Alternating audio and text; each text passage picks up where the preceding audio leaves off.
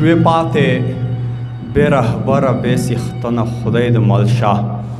قربان دې شم زما ګله وطنه خدای د مل شه شوی پاتې بې رهبره بې څښتنه خدای د مل شه قربان دې شم زما ګله وطنه خدای د مل شه له هر یو غدار به دا ضرور حسابي غواړم که وخت راغلو کوم در سره ژمنه خدای د مل شه له هر یو غدار به دا ضرور حسابي غواړم که وخت راغلو کوم در سره ژمنه خدای د مل شه زه تا ته ملامته یم زه تا ته یم سر ټیټی زما د ننګیالو خلکو مسکنه خدای د مل شه زه ډېر بې وسه یم هېڅ مې وس کې نشته په اوښ کې مې لمده د خط لمنه خدای د مل شه او ستا غم کې خوبونه دي له سترګو څخه تللي یا ګران په شاه مسعود ملنګه له زړه نه خدای د مل شه یا ګران په شاه مسعود ملنګه له زړه نه خدای د مل شه بل غزل ده چې له غمه ځان وساته ژوند ته د خندا واخله ډم غوندې نرشه له پردۍ خوښۍ شرنګا واخله له غمه ځان وساته ژوند ته د خندا واخله ډم غوندې نرشه له پردۍ خوښۍ شرنګا واخله لباس ولې کوې ووایه چې بلا دې واخلم بلا مې څه کوې شیرینه یاره ما واخله لباس نو ولې کوې ووایه چې بلا دې واخلم بلا مې څه کوې شیرینه یاره ما واخله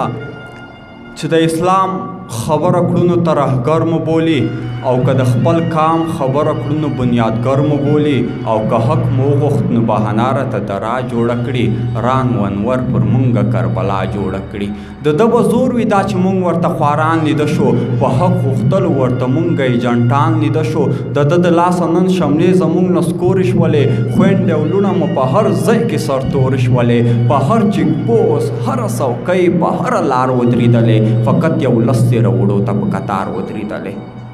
خیر نن به زور وي زورور به وي طاقت به لري تکړه فوزیان ټنګان جاز اټمي قوت به لري خو د خپلې وینې په هر ساس کې مې محکم کړی دی ما هم ورته د خدای په نوم باندې قسم کړی دی چې پرې به نږدم که یورپ تر انګلستان ورسي په خدای که یې پرېږدم چې ښکرې تر اسمان ورسي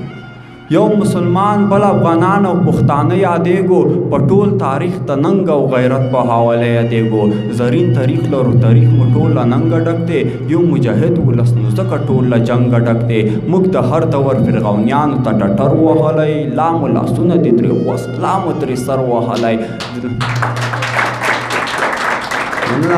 موږ د هر دور فرعونیانو ته ټټر وهلی لا مو لاسونه دي ترې غوس لا مو ترې سر وهلی د نمرودانو پروا نه کړو موږ بتان ماتوو دا مصنوي و د دروغ واړه خدایان ماتوو چې قبول کړی مو اسلام دی نو پر کلک ولاړ یو شکر د خدای دی لازله پرې مطلق ولاړ یو کلک پرې ولاړ یو چاله ځایه خورولی نه یو موږ په تاریخ کې چا په زور راپرځولی نه یو موږ په تاریخ کې چا په زور راپرځولی نه یو ډېره مننه توجه سخت د نورو شاعرانو د شعرونو لیدو لپاره همدا اوس د شیبه باران یوټیوب چینل ته لاړ شئ زموږ چینل سبسکرایب کړئ د زنګ بټنه کېکاږئ او د خوندورو ادبي خپرونو څخه خوند واخلئ